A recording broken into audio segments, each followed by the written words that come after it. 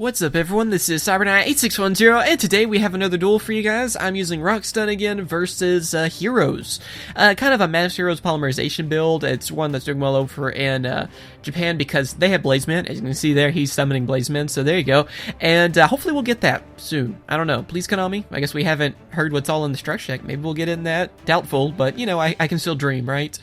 Anyway, it's cool to see polymerization again too, so it's kind of nice to see that variant's doing really well. And just heroes in general, because I love seeing multi heroes. But it's not really a good thing, I guess, for me, though, at least, because with heroes, they can swarm the field very easily and have pretty good attack. So it's a little scary on that, but with Rockstun, I have a pretty good matchup. Rockstun is good against anything meta, really, and because it's pretty much an anti-meta deck, and of course, something like that swarms the field and stuff, brings out a lot of monsters, and has a lot of spell cards and stuff to help it.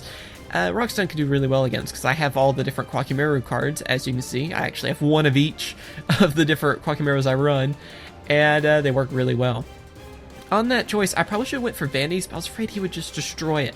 So I go ahead and just go for Bottomless, because I know they're going to be summoning like crazy too on that, so I was thinking I could just get rid of the monster before they go for the fusion on that, or go for the mass changes and stuff. So that's the reason I went ahead and chose that. Probably a poor choice, though, when I think about it now. But he does use MST, so that probably would have got rid of Vanities anyway. So, because I think I would have played it right there. So, yeah, I guess it's not really worth pointing out too much, but again, probably should have just went for it. Anyway, we have Overdose, which I think is Overload. It's going to be the name in English, I think is what I've heard. And I go ahead and stop Neos Alias, and then I use Compulse on his Fusion, which, again, probably not the best idea. I was hoping they didn't have the Mass Change, because with Mass Change, yeah, they just change the monster, and then Compulse really gets rid of nothing. They just get a new monster going for Dark Law. Which, yeah, that's one of the things that makes heroes really scary now, is that they can do things like that. So, unfortunately, kind of a wasted opportunity, I guess, a wasted Compulse. So, but I am able to get Falsadina, which is the best thing I can use against heroes, because I can just flip it up and then get rid of their monsters like that. But they Compulse it back to my hand. This is kind of a scary thing. If it was a different situation, I would be a little bit more afraid on there, because it is heroes and they can swarm the field easily.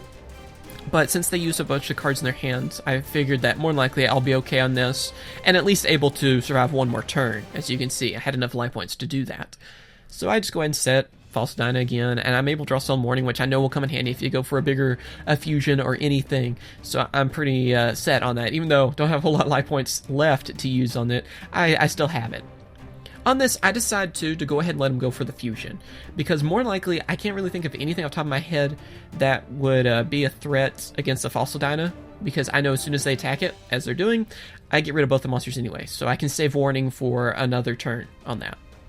So on this, I pretty much have a big advantage, because I have all my cards still I can lock down people with. I have Wall, which is really good against heroes, obviously, because it can stop mass change and other things too, polymerization. And they all have good attacks, so I know with the Book of Moon and everything too, I'm in pretty good shape, you know, even having Soul Morning still for me. So that's the reason I'm glad I was able to save it. And just kind of waiting to see what they do. Again, I know most of the stuff I can stop, and at least I have another Koa'ki Meiru in my hand that I can reveal as I could.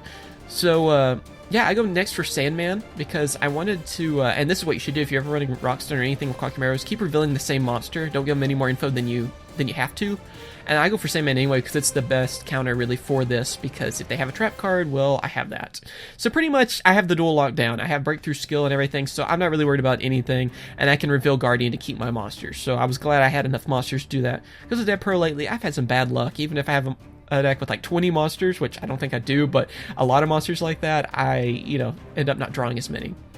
But yeah, like I said, with Wall, I'm able to stop a hero lives, and yeah, that pretty much gives me the duel there. So yeah, I hope you guys have enjoyed. Of course, thank you for watching. Remember to comment, rate, and subscribe, and I'll catch you guys later. See ya.